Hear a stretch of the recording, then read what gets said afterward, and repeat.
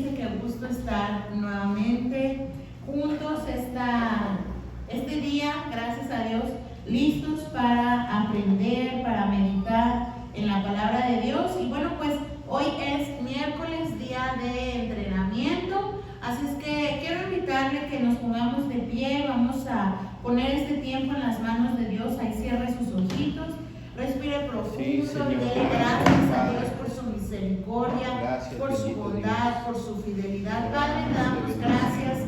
Venimos, Señor, en esta tarde contentos, bendecidos, agradecidos contigo.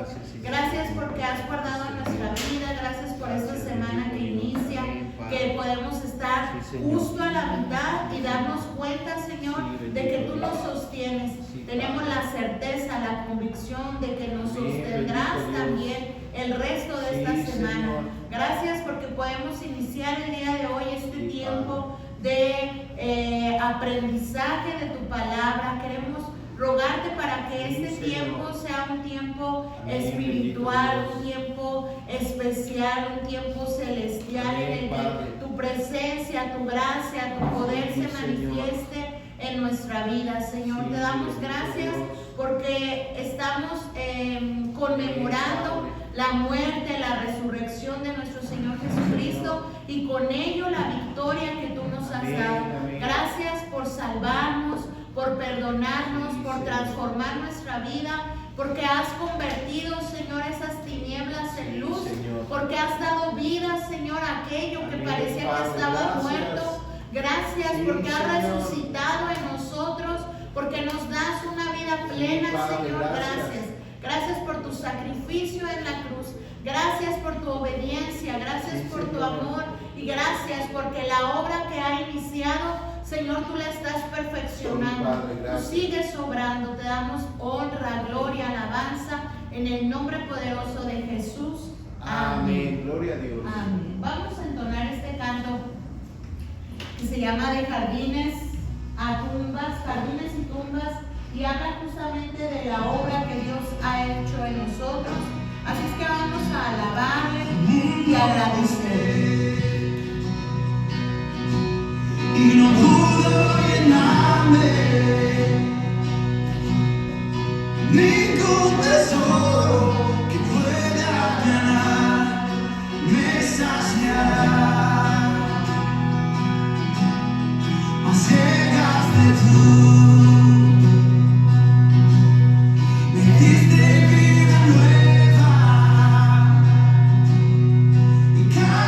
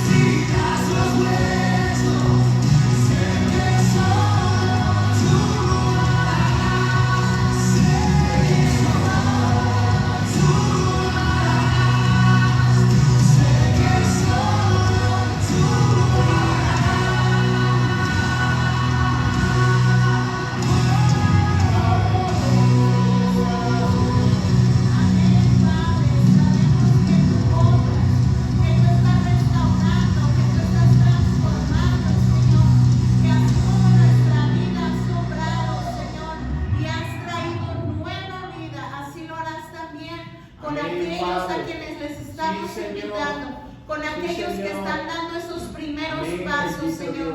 Gracias te damos, Sí, Padre. porque esta es una promesa, Señor, Señor. porque tú eres fiel a tus promesas. Amén, Padre. Te creemos, Señor, te alabamos, Señor. te bendecimos en el nombre poderoso de Jesús. Amén. Gloria a Dios. Amén, amén. Muy bien, mis hermanos, pueden sentarse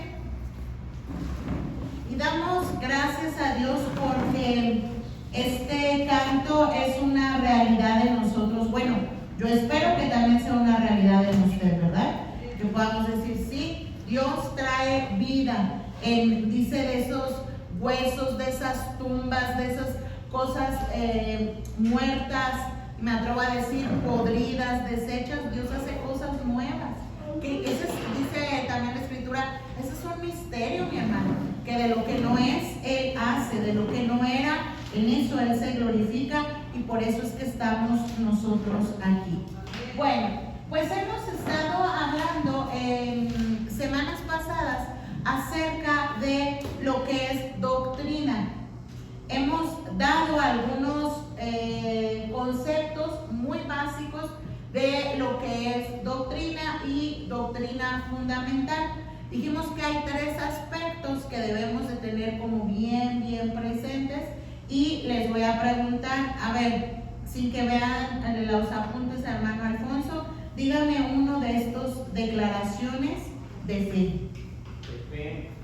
Creemos en la palabra de Dios, creemos en la palabra de Dios, que Dios es un solo Dios. Deuteronomio 6:4. Ok. A ver, ¿qué le faltó al hermano? Creemos en un solo Dios Único. manifestado Ajá. en Padre, Hijo y Espíritu Santo. Ajá. Y ya Deuteronomio 6:4, Jehová, uno, oye Israel, Jehová uno es. Muy bien, ok. También, bueno, mencionó el hermano de la palabra de Dios. Creemos que la Biblia es inspirada por Dios. ¿Qué más? Y es la norma de nuestra conducta y fe. Ándele. ¿Qué cita? Timoteo 3:16. Ajá, muy bien. ¿Y cuál es el tercero? La iglesia. Creemos en la iglesia. ¿Cuántas iglesias Una hay? sola Una sola iglesia, indivisible. indivisible y Ya. Una sola iglesia universal e indivisible. Ajá. Muy bien. Ahora, hemos estado hablando, mis hermanos, en estas semanas como bases de lo que creemos. Hablamos nos adentramos un poquito en algunos periodos, hablamos de Moisés, todo lo que abarcó su vida y este periodo mosaico, que quiere decir el periodo en el que vivió Moisés, y hemos estado viendo quiénes escribieron algunos de los libros de la Biblia. Ya vimos el Pentateuco, ya vimos los libros históricos, ya vimos los libros poéticos, bueno, proféticos. La semana pasada hablamos de los poéticos y de los proféticos también, y hablamos de la importancia de cómo Dios fue hablando a su pueblo para darse a conocer. Dijimos, pusimos por ahí, voy a apagarlo tantito, al fin, ahorita se escucha. Pusimos por ahí una línea del tiempo y decíamos que cómo podemos ubicar en esta línea del tiempo diferentes acontecimientos. Si en este extremo ponemos la creación,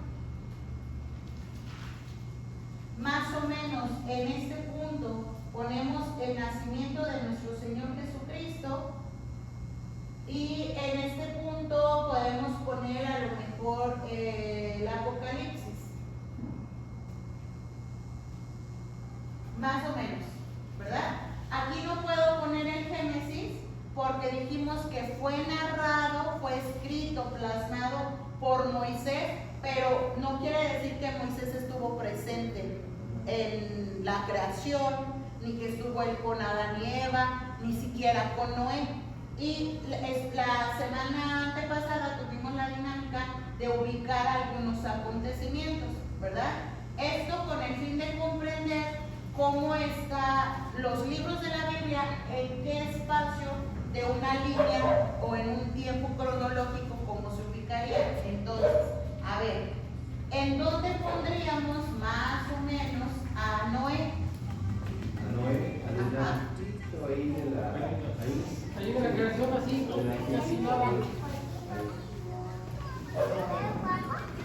Yo creo que un poquito más atrás.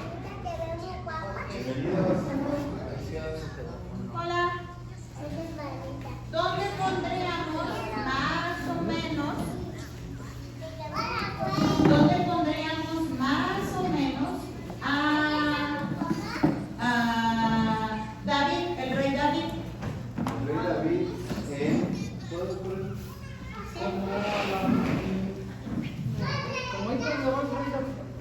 ¿Por aquí? Tiene el tapón. Por ahí podría ser el rey David. A ver, pásale el plumón a alguien más. A ver, hermano Alfonso, ¿dónde ubicaría usted? ¿A quién quiere que nos ubique en la línea? Es A el ver. periodo monárquico. ¿A quién le pedimos que nos ubique? A ver, ubíquenos a Aarón. Aarón y a su papá. No, pues a Aarón y a su esposa y a sus hijos. Aquí. Ok. A ver. No, pero junten a Byron. A ver, Byron, más o menos. No, sí.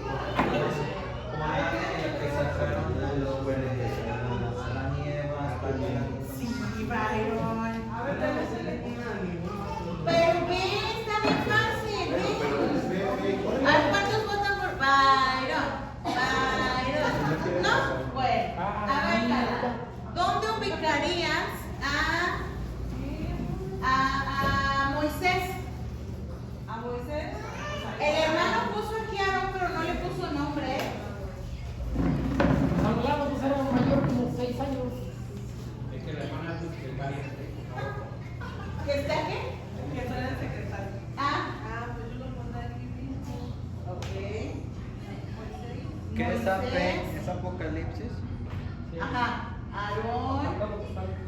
Ah, pero es conforme a la Biblia, ¿verdad? No.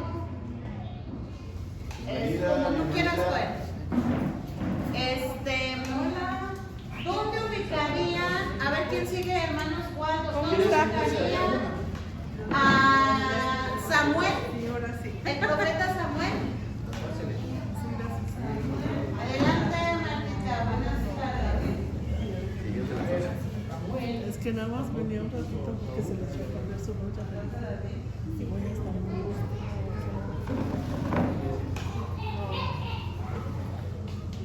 Ok, pásenlo, ¿no? Pásenlo. Hermano Octavio, ¿dónde ubicaría a Sansón? ¿Qué significa? Es el nacimiento de Jesús. Es una cruz. Es una línea de tiempo. Una Biblia, ¿no? Más o menos ya habíamos estado viendo.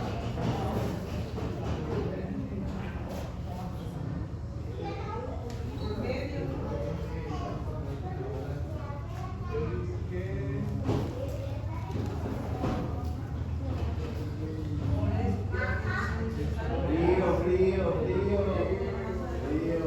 Es que, a ver, díganos lo que están pensando.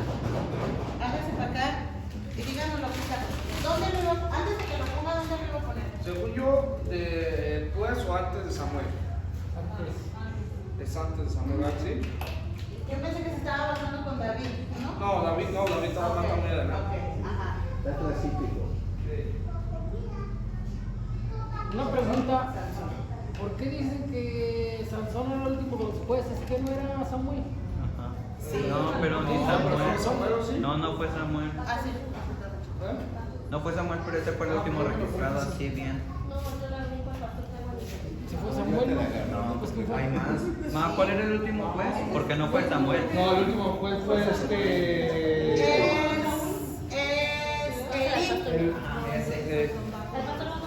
No, ¿Qué? que Elí, cuando cae, empieza Samuel. Por eso, pero realmente, o sea, en acontecimientos,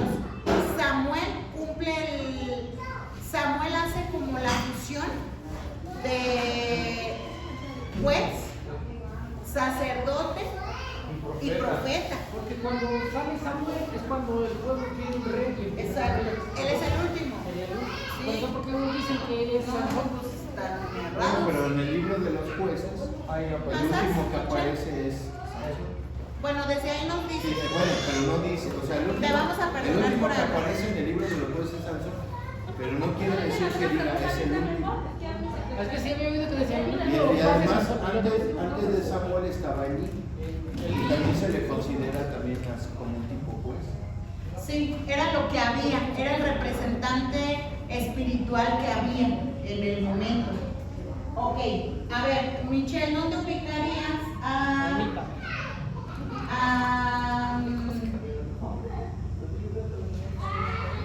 bueno, a Jacob?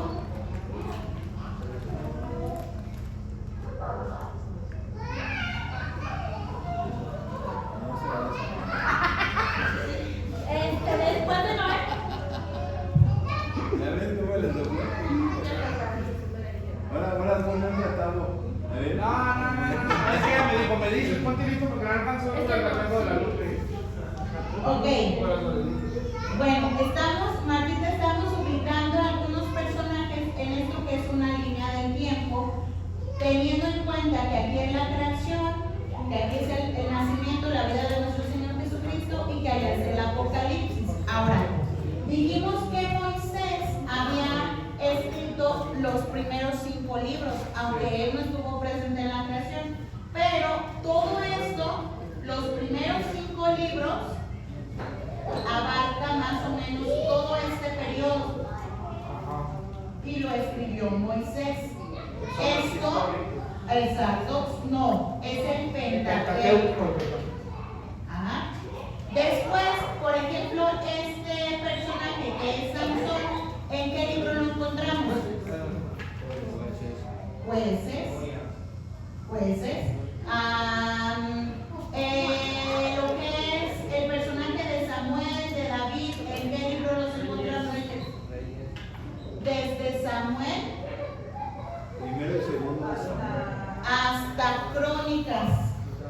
Todos los reyes, no solo David, estoy mencionando todos los reyes. Ajá. Hasta segundo de Crónicas. ¿Dónde ubicarían en una línea cronológica al profeta Daniel? Adelante de. Bueno, ¿De Aarón? sí. ¿Lo de Jacob? No.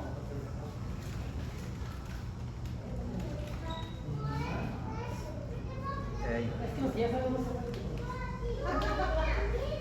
Al profeta Miqueas. El vecino.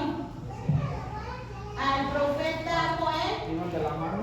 Antes. Bueno, todos los profetas, algunos incluso antes, abarcan estos periodos.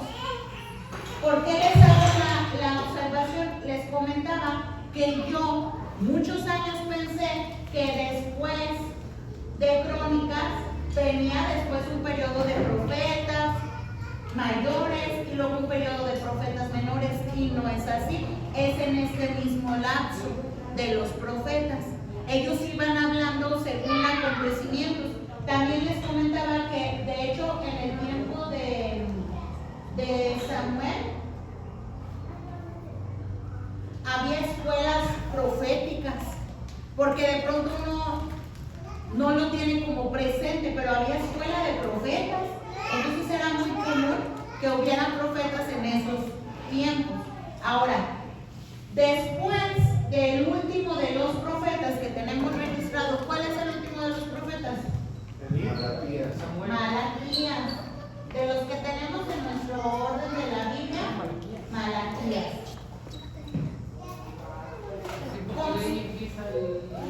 El Nuevo Testamento. Constantemente Dios hablaba a su pueblo a través de los profetas. Por ejemplo, el libro de los jueces dijimos que se caracterizó en el sentido de que la gente hacía lo que bien le parecía. En otras palabras, lo que le daba la gana, ¿verdad? Bueno, ahora, después del periodo de los jueces, los profetas y demás, hubo un periodo de 400 años. Exacto. 400 años de silencio. ¿Qué quiere decir eso? Que ya no había profetas que hablaran. Y les decía yo, en 400 años a la gente se le pudo haber olvidado muchas cosas. ¿Quién fue el siguiente profeta que empezó a hablar después de los 400 años? Juan el Bautista. ¿Quién era Juan el Bautista? Hijo hermano de Jesús. Era pariente de Jesús, era su primo. Y él es ese instrumento que nuevamente Dios usa para estar hablando y que la gente de su alrededor incluso decían, este tiene el espíritu ¿de quién? De Elías, porque venía y anunciaba, y decía Juan el Bautista, yo no soy al que están esperando, porque después de 400 años mucha gente estaba, algunos recordando, algunos olvidando. Pero en esos 400 años, póngale que ya pasaron muchas generaciones, ¿quién les seguía recordando poquitas cosas que todavía después? Bendito sea Dios, mis hermanos, siempre hay un remanente. Y yo puedo visualizar sobre todo a los abuelitos, como recordándole a las siguientes generaciones. Por ejemplo, el caso de José. ¿Se acuerdan cuando están en Egipto y José muere? Antes de que él muera, les dice, cuando ustedes salgan de esta tierra, se llevan mi cuerpo. A mí no me dejen aquí. ¿Qué les estaba diciendo? Van a salir. Dios prometió y Dios va a cumplir y van a salir de este cautiverio. Y cuando se vayan me llevan. Y esto traía convicción al pueblo, a las generaciones. Yo me imagino muy similar, un remanente que decía, va a venir un Mesías.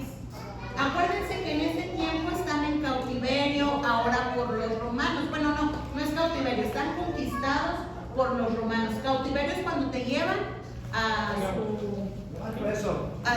su nación, te llevan preso, te llevan esclavo. Pero una conquista, el que ganó vino y se quedó en mi tierra, en mi terreno, en mi casa y manda sobre mis bienes.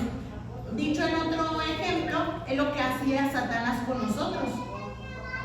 Cuando tú y yo le entregamos nuestra voluntad, las llaves de nuestra casa, alma, pensamientos y todo, él viene y gobierna, no es su casa.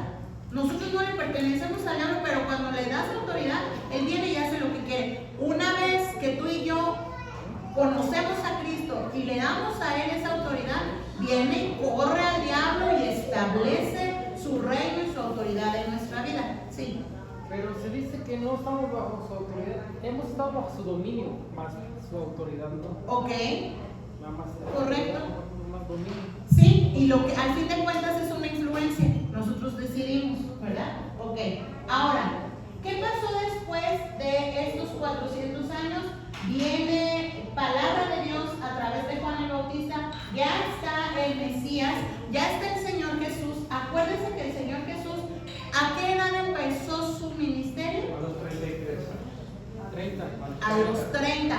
¿Por qué a los 30? ¿Por qué no antes? ¿Por qué si a los 12 años que se quedó en el templo, ¿se acuerdan? ¿Por qué no empezó su ministerio ahí? Porque a ese tiempo ya eran mayores de edad.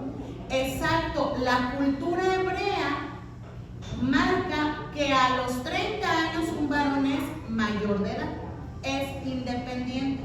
Antes de los 30 años el Señor Jesús tiene ese compromiso, esa honra a sus padres. ¿Qué oficio aprendió el Señor Jesús? Igual que su papá, honrando a su papá.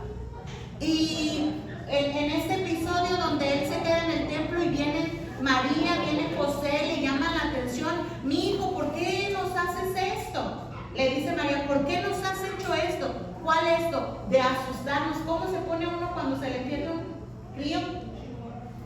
Y viene María y dice, ¿por qué nos haces esto? Y continúa la historia y dice que van a su casa, va Jesús y le estaba sujeto a sus padres en todo. Porque hasta en eso nos dio ejemplo. Entonces, cuando el Señor Jesús se queda en el templo a esa corta edad y le dice María, ¿por qué te quedas? Y le dice Jesús, es que en los negocios de mi necesario estar. Él ya lo sabía, pero se sujetó. Él no estudió como los demás, ¿verdad? Sí, pero no entró en el. ¿Se acuerdan? En Porque ocasiones eran pasadas. escogidos y eran levantados como discípulos. Exacto. En ocasiones pasadas hemos hablado como el proceso de un discípulo. Cuando venía un maestro de la ley y eran elegidos y eran llevados para ser discípulos, para más adelante ser también rabinos. Del Señor Jesús no nos da dato de que hubiese tenido un maestro como por ejemplo Pablo, que era Gamaliel. No nos da ese dato. Podemos entender, inferir, porque la Biblia no dice, y si la Biblia no dice, yo no puedo decir más allá, pero podemos inferir que él, tanto como practicaba ese oficio de carpintería, no había estado como en esta selección. Pero tenía la cultura hebrea, acuérdate que su nivel más básico de primaria y secundaria es la Torah. Era lo básico. Y de ahí, pues lo que ellos iban aprendiendo. También acuérdense, cuando Jesús hablaba con el pueblo y estaban los escribas y fariseos, decían, ¿y este de dónde? ¿De dónde sabe tanto? Que no es el hijo del carpintero. Pues que no andan ahí clavando, ¿de dónde sabe? ¿Cómo habla con sabiduría? ¿Cómo le hace? Después fue reconocido por la misma multitud como rabí. ¿Quién le dio ese título? La gente, de verlo, de oírlo, de seguirlo. Ahora, el Señor Jesús entonces empieza su ministerio, dijimos, a los 30 años. ¿Por qué? Porque estaba esperando cumplir la mayoría de edad. Ahora, ¿usted ya tiene la mayoría de edad? Mis hermanos, de pronto en el caminar en Cristo va a haber momentos de pausa, donde tú y yo podemos querer andar bien acelerados. Señor, yo quiero, yo voy a hacer, y el Señor nos dice, espérate a que sea tu mayoría de edad. Sí. Mayoría de edad sería de madurez en... Exacto, una madurez. ¿Cómo se nota que un niño, cómo sabe distinguir usted que Tabito es niño y que Elías ya creció un poquito más? Por los pensamientos, las actitudes, su cuerpo va creciendo, la mayoría. Por la madurez física. Exacto. La madurez emocional. Les cambia la voz, les cambia. A un niño chiquito tiene uno, mijo, siéntate, mijo. Y al grande, mijo, párate, ¿verdad? De pronto van cambiando, ¿cierto? Ahora, lo mismo, ándele, lo mismo es con nosotros. Oiga, ¿yo cómo sé si soy un niño espiritual? Pues si el pastor todavía tiene que andar atrás de usted. Hermano, ore. Hermano, venga. Hermano, ayúdeme. Usted todavía es un niño. Pues si usted llega, vamos a orar. Pastor, ya están las mesas. Pastor, ya estamos aquí. Usted ya es un adulto. No, pues como que todavía pues, estamos en el proceso. Ahí vamos. Pero mis hermanos, de pronto queremos nosotros correr si el mismo Señor Jesús esperó, porque nosotros vamos a correr. ¿Qué tengo que hacer yo? Como el Señor Jesús, voy a estar sujeto a mi autoridad, dar el mejor testimonio en la casa con mis papás. Y mire que se lo estoy diciendo ahorita que tengo un asunto ahí con mi papá, el mejor testimonio con mi esposo, con mis hijos, en mi trabajo. Y esto es parte de mi madurez. Es parte de mi madurez. Habrá quienes digamos a medio camino, ¿saben qué? No, yo creo que esto no es para mí. Ahí nos vemos. ¿Qué va a pasar con eso? Se archiva su proceso. Porque a veces decimos, no soy yo, es la gente, es el lugar. No, es el pastor, no, es el hermano Alfonso. Yo creo que si me voy a otro lado, allá sí. El mismo proceso cuando tú te estableces en otro lugar, aquí va el archivo, espiritualmente, ahí va el archivo. El hermano Alfonso, a ver, pues tiene, y no es que los pastores hagan eso, ¿verdad? Dios se encarga. Tiene un pendiente aquí de carácter. Ok, otra vez, y ahí viene la prueba otra vez. Wow, dice el Señor, aprobado. Gloria a Dios. Pero cuando no, pues reprobado. Imagínense que otra vez el hermano Alonso diga, no, otra vez no soy yo, es la gente. Hay otra vez su archivo. Y hay gente que nos podemos, no necesariamente me cambio, solo archivo mi proceso, me detengo. Hay muchos cristianos que podemos caer en una amargura. Ya nada nos complace, nada nos asombra. Escuchamos prédicas y, ay, ya la sé, sí está bien. Y aquí estoy. Y eso es bueno, pero mi proceso está archivado. Que yo esté presente no quiere decir que esté creciendo, porque a lo mejor voy a seguir siendo como un niño. Mi hijo párese, mi hijo siéntese, mi hijo cante, mi hijo, ¿verdad? Bueno, ahora, ¿por qué estoy hablando de todo esto? Hoy vamos a hacer en particular un paréntesis hablando de la vida de nuestro Señor Jesucristo. El Señor Jesús, mis hermanos, ya dijimos que su ministerio empezó a los 30 años. ¿Cómo empezó su ministerio? ¿Cuáles fueron sus primeras palabras anunciando a la gente? Arrepentidos porque el reino de los cielos es acercado. Así, ahí tenemos una visita. Mateo Pásale. 4:17. Ajá. Lo primero que dijo el Señor Jesús fue arrepiéntanse. Y fíjate, a veces nosotros creemos que la mejor palabra es cualquier otra. Por ejemplo, yo lo he hecho. Hablo siempre primero del amor de Dios, cuando Jesús lo primero que hizo fue arrepiéntete. Primero arrepiéntete. Y de pronto palabras duras. El mensaje de Juan el Bautista, por ejemplo, ¿qué decía Juan? Generación de víboras.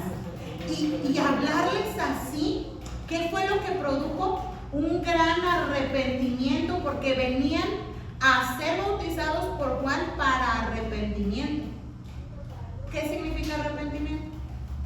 Cambiar de mentalidad. Dar la vuelta atrás, darle la vuelta, darle la espalda a lo que yo estaba haciendo, cambiar de mentalidad. Bueno, el Señor Jesús entonces, cuando empieza su ministerio y le está hablando a la gente acerca de estas noticias en cuanto a la salvación, en cuanto al perdón, en cuanto a la vida nueva, una vida plena, una de las mayores enseñanzas y más amplias la encontramos en el Sermón del Monte. Ajá. ¿Se acuerdan alguna de las enseñanzas del Sermón del Monte? Sí. A ver. La de. Ándele esa. Las bienaventuranzas. Una, las bienaventuranzas. A ver, para que no se queden con mi idea, vamos a Mateo. Vamos a buscar el Sermón del Monte. Mateo capítulo 5. Mateo capítulo 5.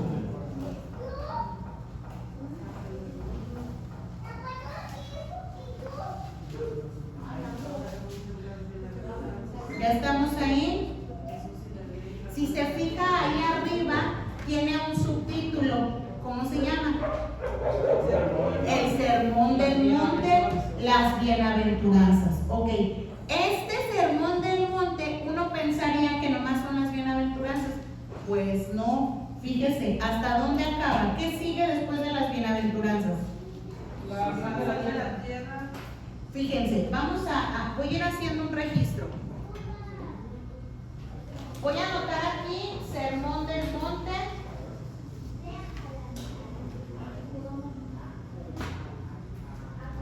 En primer lugar, bienaventuranzas. Segundo, la sal. La tierra. La sal de la tierra. La luz del mundo. Jesús y la ley. El adulterio. No, pero va Jesús y la ira. Primero, después de la ley. Después de la ley sigue Ok, Jesús y la después ira. de la ley es la ira. Luego sigue Jesús. Adulterio. El Ajá. Y luego. divorcio. Ajá. Y luego. Luego sigue el juramento. Ajá. ¿Qué más? El amor hacia los enemigos. ¿Todo? Ahora sigue Jesús y la limosna. Es hasta el capítulo 7. Todo el sermón es hasta el capítulo 7.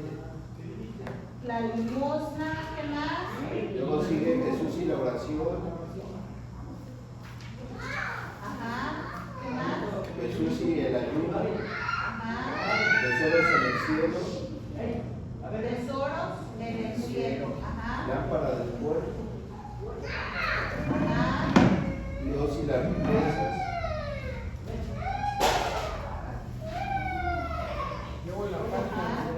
El afán y la ansiedad.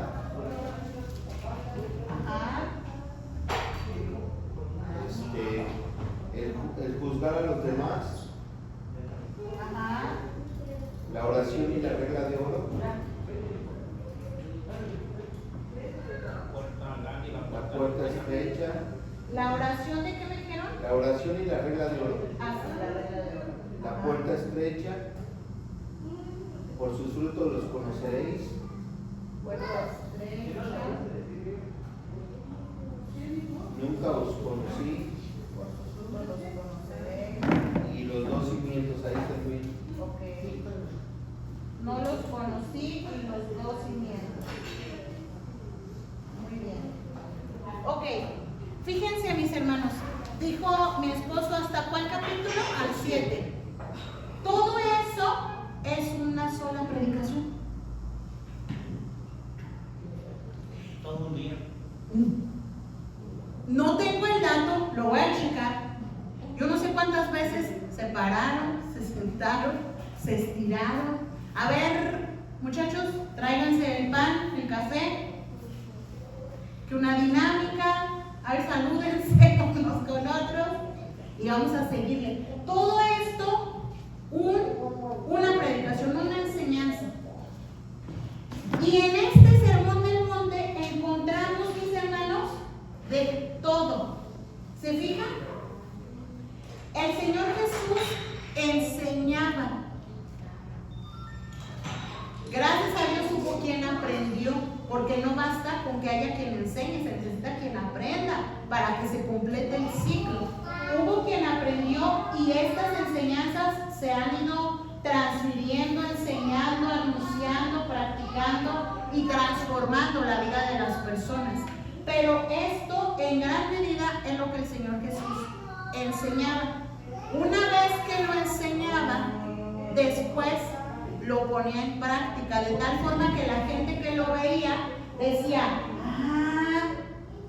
Jesús nos habló de la ley, y decía, ¿oyeron que fue dicho ojo por ojo y diente por diente? Pues yo les digo que ya no hagan esto. Y venían los fariseos a provocarlo, ¿y tú qué crees que hacía Jesús? Ponía la otra mejilla.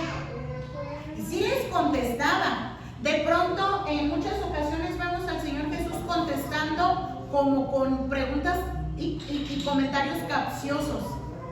Le preguntan una cosa y como que parece que está contestando otra. Era como una forma de enredarles también a ellos. En otra ocasión el Señor Jesús dijo, les hablo en parábolas para que viendo, oyendo y sabiendo no entiendan. Y todas sus enseñanzas, mis hermanos, Él las ponía en la práctica. Habla de la oración, del ayuno, de hacer tesoros en el cielo, no en la tierra, de las riquezas, del adulterio, del divorcio, los juramentos, la oración, el Padre Nuestro, ese camino que es una puerta estrecha. Por sus frutos los conoceréis. No los conocí. O sea, habla todo lo que era necesario. Si tú y yo nos dedicamos a estudiar, aprender, memorizar y vivir el sermón del monte, no, ya estamos del otro lado. Y a veces uno se quiere profundizar y que no, hombre, y que la etimología y todo lo que dice. Decía, ¿quién decía, hermano? ¿Un pastor? ¿O quién decía, hermano? Usted aprende Juan 3:16 y vívelo. Y con eso, porque luego queremos más. Ok, ahora. Bueno, pero no conformarse. No. Estoy hablando de una práctica, porque aquí está todo. ¿Sale? Ok, ahora, ¿por qué Jesús enseñaba así? Pues porque Él sabía que no iba a estar como que toda una eternidad en esta tierra. Él sabía que venía por un un tiempo, terrenalmente hablando. ¿Cuánto tiempo estuvo él anunciando? 3 años y medio. Nada más. El domingo pasado te decía que para cuando el Señor Jesús es crucificado, ya había hecho muchos milagros, ya había enseñado muchas cosas, obviamente ya había enseñado el Sermón del Monte, ya había visitado muchas aldeas, muchas ciudades, muchos lugares, salud. Y todo lo que él estaba haciendo generaba algunas cosas. Platicando de regreso a casa con mi esposo el domingo, me decía él, amor, no toda la gente que el domingo de la entrada triunfal, que lo recibió a Jesús con las palmas, con sus mantos en el piso, no todos son los que lo crucificaron. Claro que no, dice él, mucha gente debió ser esa que permaneció fiel, esa que al fin de cuentas decían, Señor, a lo mejor intentando recordar sus enseñanzas, sus promesas, todo lo que él decía, y algunos como los discípulos, ¿verdad? Que por miedo, por ese temor corrieron, pero que tal vez después regresaron, que estaban como con esa duda. Y me decía él, no podemos decir que la misma gente fue la que una semana después lo crucificó, y tiene razón. Así es que me disculpo a nombre de todos los pastores del mundo por lo que dije. Yo creo que es correcto lo que dice mi esposo, pero quiero en esta tarde noche compartir contigo qué fue lo que hizo el Señor Jesús esa última semana. El domingo hablábamos un poquito de lo que fue el Domingo de Ramos, que se conoce tradicionalmente como el Domingo de Ramos. Más correctamente y bíblicamente sería la entrada triunfal en Jerusalén. Ajá. Pero el lunes, ¿qué fue lo que sucedió? ¿Qué pasó después? En una predicación un amigo también decía, hablando de la entrada triunfal, ¿y qué habrá pasado con el dueño del burrito? Bueno, eso no es lo importante, ¿verdad? Sino que Jesús estaba cumpliendo una profecía, ¿sí, hermano? ¿No fue cuando empezó en el templo a predicar? Cuando el Señor Jesús, después de esta entrada triunfal, obviamente, sí, va al templo, está en presencia de la gente, sí. Porque fueron 3-4 días, porque se dice que cuando eligen al cordero para el sacrificio, lo están cuidando 4 días las personas que lo eligieron. Ándele. Sí, no era como que lo agarro ahorita y ya, no. Lo estuvo Sí. en la casa de su padre orando y así enseñando a todos los 4 días después de la entrada triunfal. Preparándose, exacto, es correcto. Ahora, fíjense que otro de los acontecimientos importantes que se conmemoran en estas fechas es la unción del Señor Jesús en Betania. Esto fue 6 días antes de la crucifixión. Otro de los acontecimientos también es el lavatorio de los pies que hace con los discípulos, la cena que tiene con sus discípulos, la oración en Getsemaní. Estas son las últimas horas, los últimos acontecimientos. Pero yo quiero invitarles al Evangelio según San Juan. Acompáñenme, por favor. Evangelio según San Juan, capítulo 12. Permítanme, déjenme confirmo. Sí. Evangelio según San Juan, capítulo 12. 12, 1 en adelante. Y vamos a dar lectura a estos versículos. Empiezas, esposo mío, con el 1 y nos vamos así por la derecha, un verso cada quien, y ahorita les digo hasta dónde. San Juan, capítulo 1. 12, 1. Ajá. Te permitimos. Muy bien. A ver. 6 días antes de la Pascua vino Jesús a Betania, donde estaba Lázaro, que había estado muerto, y a quien habían resucitado de los muertos. Verso 2. Sí, Michelle. Y le hicieron a él una cena. Marta servía y Lázaro era uno de los que estaban sentados a la mesa con él. Entonces María tomó una libra de perfume de nardo de mucho precio, limpió los pies de Jesús y los enjugó con su cabeza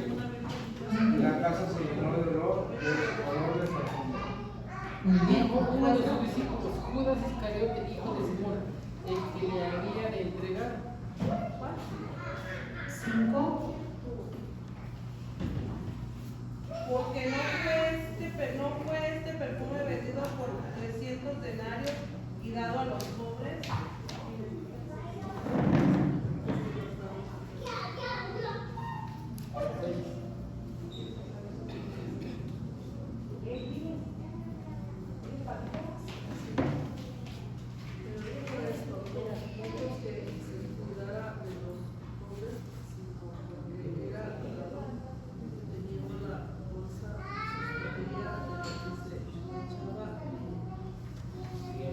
Entonces Jesús dijo, para el día de mi sepultura hago esto, porque los pobres siempre los tendráis como yo, mas a mí no siempre me tendréis. En realidad a Judas no le importaban los pobres. Dijo esto porque era un ladrón. Como él era el encargado de cuidar el dinero de Jesús y de los discípulos, a veces se lo robaban. Ok. Estamos entonces 6 días antes de la crucifixión y algunos aspectos, mis hermanos, que llaman la atención es, en primer lugar, esto, antes de la crucifixión. Jesús va a Betania. Allí vivía Lázaro. Otra vez encontramos a Lázaro. Dijimos que por causa de Lázaro había mucho morbo, mucha especulación, mucha curiosidad de la gente por verlo, porque se había corrido la voz de que Jesús había resucitado a Lázaro. Muchos lo habían visto cuando Jesús va y le habla, Lázaro, sal. Y muchos, imagínense la escena, dicen que ya hasta olía mal. Y Lázaro sale y todavía Jesús les dice, desátenlo, libérenle. Esto fue notorio, fue un acontecimiento bien interesante y que la gente obviamente quería ir a ver a Lázaro. Bueno, nuevamente encontramos aquí a Lázaro y vemos que están en una fiesta. ¿En qué casa fue la fiesta? Casa de Simón el fariseo. Bueno, para allá voy. Si usted lee otro de los evangelios, uno dice que era la casa de Lázaro. Dice Simón, el que había resucitado Jesús. O sea que Lázaro se llamaba Lázaro Simón o Simón Lázaro. Ajá. Otro de los datos interesantes que podemos encontrar, ¿quiénes eran las hermanas de este Simón?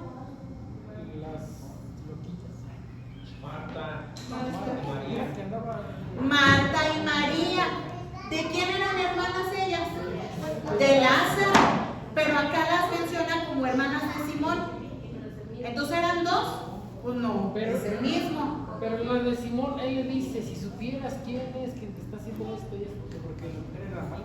¿Sí se le hace? Era otro. Es otro. Y también habla que lo ungió desde la cabeza. Ok. Ahora, dice la palabra en el verso 2, en ese pueblo, unos amigos de Jesús hicieron una cena, Lázaro estaba sentado con ellos, su hermana Marta servía la comida, y María, su otra hermana, tomó una botella de perfume muy caro y lo derramó en los pies de Jesús. Ya conocemos la historia, cómo después Judas viene y dice, ¿para qué hacen eso? Eso no era necesario, lo hubiéramos vendido y se lo dábamos a los pobres. Ya sabemos por qué Judas decía eso, ¿verdad? Porque él podía tomar de ese dinero. Pero lo que yo quiero que podamos resaltar el día de hoy, mis hermanos, es en este renglón. Dice, es el verso...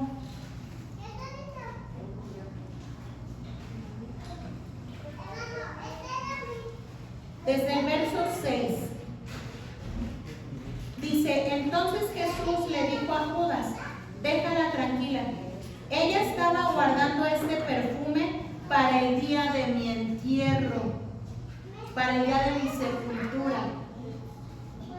Dice, a los pobres siempre los van a tener. Pero Jesús, mis hermanos, cuando está diciendo esto, el día de mi sepultura, Él sabe que ese Y una vez más se lo está anunciando a los discípulos. Yo me voy a morir. En otras ocasiones, ¿cómo recuerdas que les había dicho que iba a morir? ¿Qué otros datos les dio? Herirán al pastor de las ovejas y las ovejas serán dispersas. Y esta noche todos se escandalizarán de mí. ¿Cuándo dijo eso? Antes de que lo llevaran. En la cena, antes de que lo llevaran. ¿Qué les estaba diciendo en sus palabras? ¿Qué les estaba diciendo? Ya era la hora, ya. Pero dice, herirán al pastor. Que ellos lo van a traicionar. Me va a pasar a mí. Papá, Y ustedes se van a espantar, se van a escandalizar. Ajá. Dice, pero le dijo, pero nos veremos más adelante. Ajá. O sea, les estaba anunciando su muerte. Exacto, les está anunciando, y no solamente su muerte, porque también dijo, pero voy a resucitar. Y luego, ¿qué otra palabra recuerdan hablando de la resurrección? ¿Qué más les enseñó? También está hablando de la resurrección. Sí, de ambos acontecimientos. Bueno, también les dijo, es necesario que yo me vaya, pero no os dejaré solo. Dios mandará al Espíritu Santo, el Consolador, que les enseñará todas las También cosas. cuando les dijo que iba a preparar un lugar para que donde él estuviera, ellos también estuvieran. Y cuando les dijo que yo me voy, pero ustedes no podrán ir, le dijo, Señor, ¿a dónde vas que nosotros no podemos ir? ¿Acaso se irá a ir a otro lugar? Y también en la muerte de Lázaro, les dijo, yo soy la resurrección y la vida. El que cree en mí, aunque esté muerto, vivirá. Ahí le está hablando ya de la resurrección de él. Sí. Fíjense, mis hermanos, el Señor Jesús se tomó el tiempo necesario para enseñar. Y dice una porción de la Escritura, el que tiene oídos para oír, oiga. Pero luego hay otros que tienen oídos para oír, pero no oyen. Y sí oyen, pero luego se nos olvida. Es bien importante que nosotros, como también ahora seguidores de Cristo, estemos al pendiente de todo lo que Él ha dicho. Y que en estas fechas, como es Semana Santa, no solamente recordemos un acontecimiento. Me he sorprendido gratamente porque hay personas que están en la iglesia tradicional que se consagran en estas fechas, que hacen ayunos. Ya sabemos, ¿verdad? Cada viernes que se abstienen de comer carne. Recién tuvimos una plática con una familia y dicen ellos, nosotros acostumbramos el viernes, ayunamos. Y luego ya como al mediodía nos juntamos y rezamos, oramos, damos gracias a Dios, entregamos el ayuno y luego ya convivimos como familia. La iglesia tradicional acostumbra conmemoración de lo que son las 7 palabras, se hace tradicionalmente los viernes en la mañana. Entonces a esa hora, tempranito, se tiene esa conmemoración de, ¿por qué el viernes en la mañana? Porque es la hora en la que fue crucificado Jesús. Entonces se conmemora así, se da una enseñanza de las 7 palabras. Y los que están en ayuno, terminando, tienen a lo mejor, muchos participan después de lo que es la cena del Señor. Tradicionalmente sería la comunión. ¿Sí se llama la comunión? La hostia. Siguiendo como esta tradición. ¿Y nosotros qué vamos a hacer? O sea, nosotros ya salimos de una costumbre y de una tradición. No estamos esclavizados a una tradición, porque Cristo no es costumbre, Cristo no es tradición, ¿verdad? O sea, nosotros muchas veces podemos estar en el otro extremo y decir, no hombre, esos hermanitos apartados de la iglesia tradicional, nomás en Semana Santa se acuerdan, híjole, no hombre, están y en todo el año, no hombre, a comer carne, a comer prójimo. No, hombre, se pasan. Bueno, y tú y yo, que ya conocemos la verdad, cómo vivimos esta fecha. De repente nos vamos totalmente al otro extremo. por querer desechar una tradición. ¿Sí me estoy explicando? De pronto, ay, no, nada de eso, al contrario. Es más, el domingo suspendemos el culto. Bueno, dicho sea de paso, sí vamos a hacer una suspensión, ¿verdad? El viernes. Pero ¿cómo lo estamos viviendo, mis hermanos? Si todo el año yo tengo presente el sacrificio, la muerte, la resurrección de Cristo, en estas fechas no tendré con mayor razón que tenerlo presente. Porque a veces pasamos y vemos a la gente, ay no, son unos herejes, hipócritas, fariseos, nomás de labios, mis hermanos, y a veces nosotros nos quedamos en el otro extremo. Yo quiero invitarles, sí. Bueno, podemos volvernos fariseos. Sí. ¿Dime? Es que los fariseos señalaban a Jesús. Ajá. Y pues es que eran religiosos. Sí. Un fariseo religioso. Y nosotros no debemos ser religiosos. Sí. Yo le decía a mi hermano Osvaldo el domingo, es lo único que ellos tienen. Sí. Y al menos esos días es como cuando dicen, no, ahora sí me voy a portar bien. Sí. Pues qué bueno. Sí. Y si están sensibles hay que hablarles de Dios. Sí. Hay que aprovechar. No es, ay, nada más te portas bien una vez al año. Ajá. Sí, porque a veces nosotros caemos en ese error, mis hermanos. Yo quiero invitarles a que podamos vivir efectivamente no una Semana Santa, sino una vida santa, una vida apartada, con conocimiento de causa de quién es Jesús, qué enseñó. Por eso referí el Sermón del Monte, porque de pronto nos quedamos con acontecimientos, enseñanzas, pero que quedan solo en una información, ¿verdad? ¿Qué será más importante? En esta fecha, decía el hermano Osvaldo, flagelarme, ayunar, en esta fecha no faltar a ningún servicio o toda mi vida tener presente sus enseñanzas.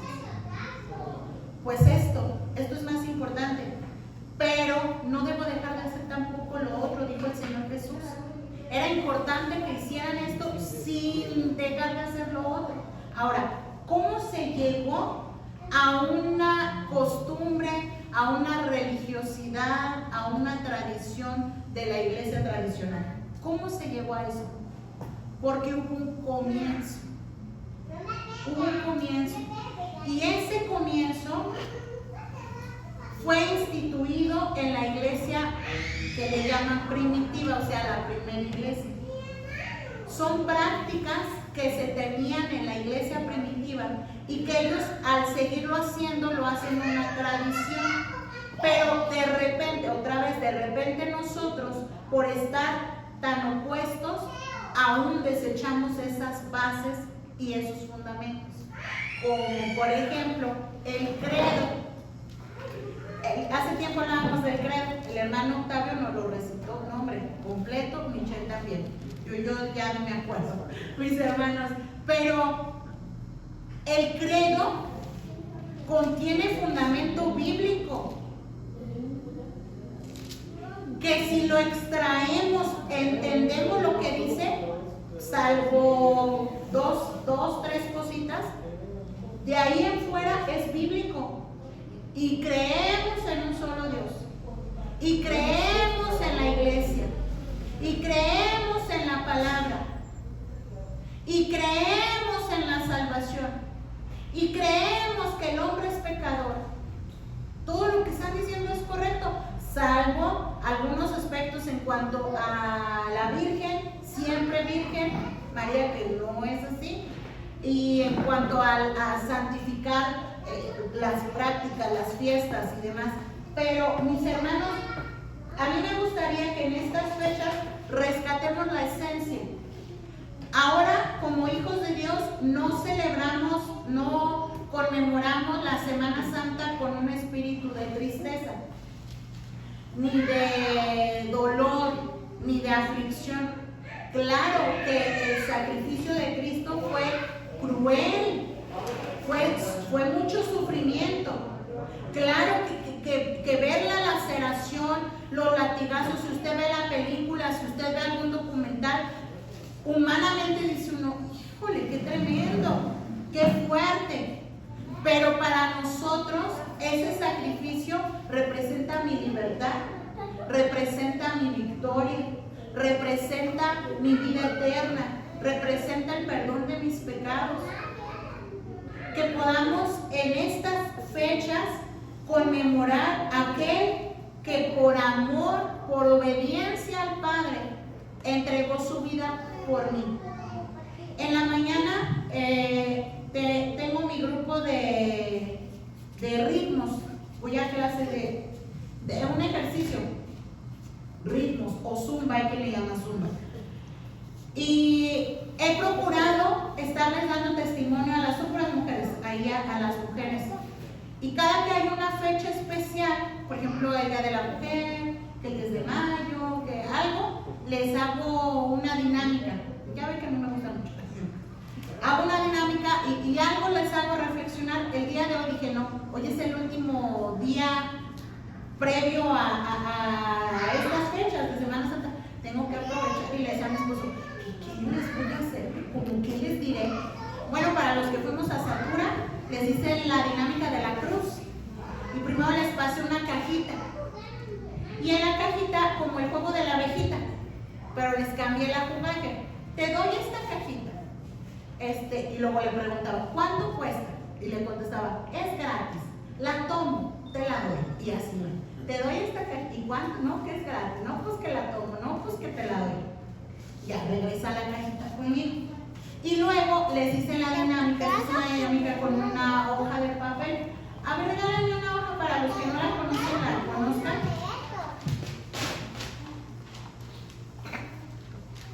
Esta es nuestra vida, perfecta y completa, plena.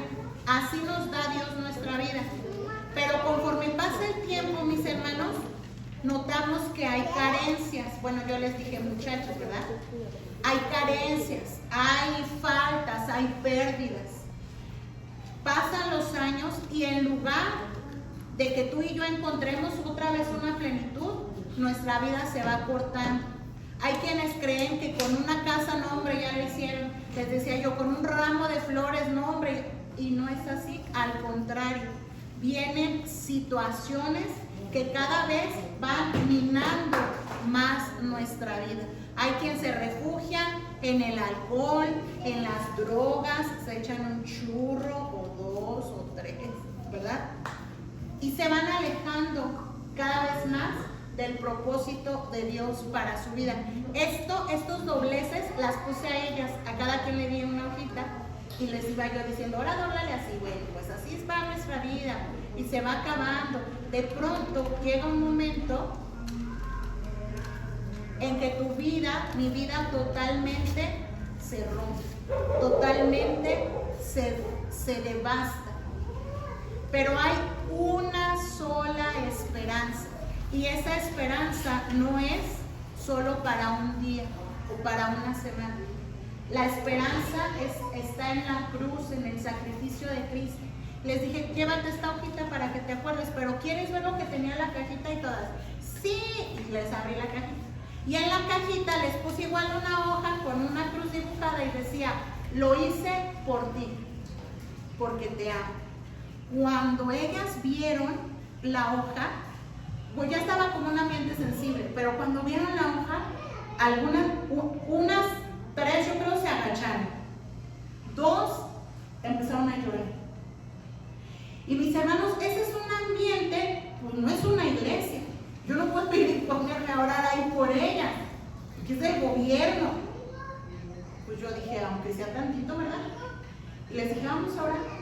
¿Quieres recibir a Jesús en tu corazón? Pues todas hicieron la oración desde él.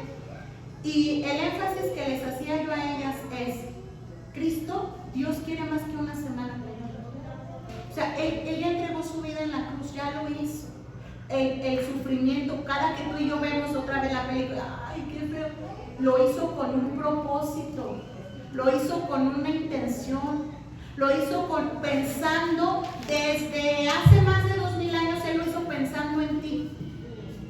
En ese momento de la cruz, cada latigazo que él aguantaba era pensando en ti, era pensando en mí, era pensando en todas las fallas, en todos los errores, en las veces que renegamos, en las veces que ofendemos, en las veces que quisiéramos tirar la toalla, en las veces que queremos echarnos para atrás.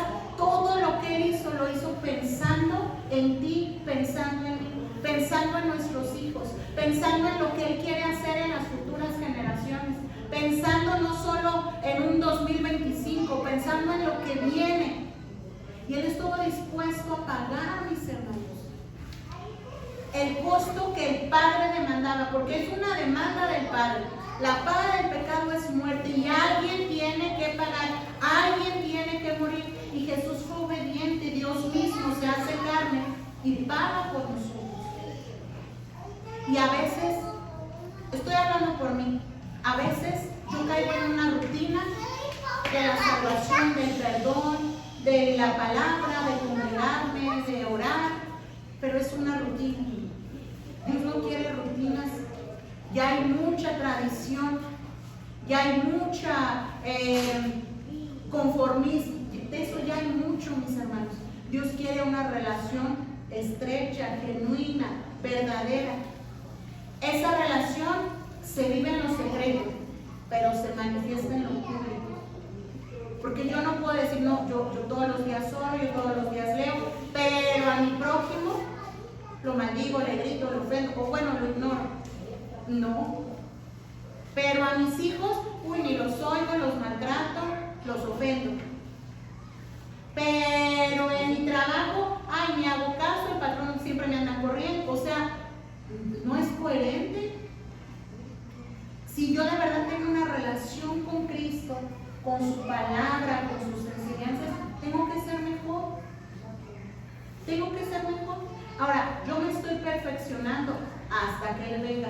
Yo no voy a ser perfecto mientras Él no venga, pero estoy en el proceso y se nota que estoy en el proceso. Bueno, quiero invitarles, vamos a hacer una oración. Bueno, para dar una noche nada más. Así como están, vamos a orar. Padre, te damos gracias, Señor. Gracias porque tu palabra es vasta.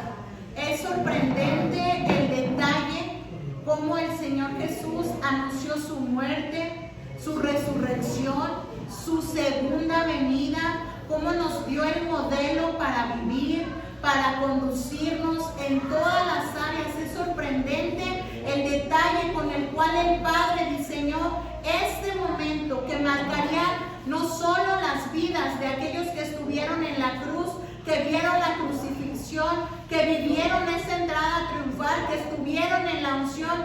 No, Señor, ha marcado la nuestra, ha cambiado nuestra historia. Gracias, porque ese sacrificio es el que nos da vida, el que nos da perdón, el que nos da salvación.